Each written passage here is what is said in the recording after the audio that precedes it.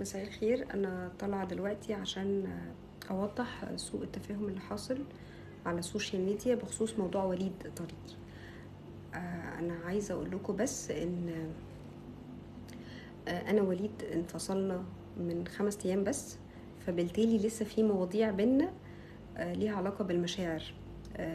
واحنا اتجوزنا واحنا بنحب بعض، وانفصلنا واحنا برضو بنحب بعض. ف اللي حصل سوء تفاهم.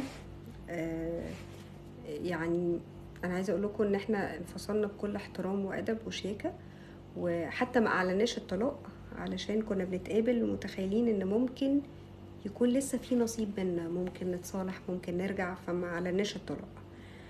فاللي حصل اندفاع ناتج عن المشاعر بيحصل بين اي اتنين مرتبطين وبيحبوا بعض، حتى لو كانت الحياه بينهم بقت صعبه في الجواز. انا عايزه اقول بس ربنا يوفقه في حياته.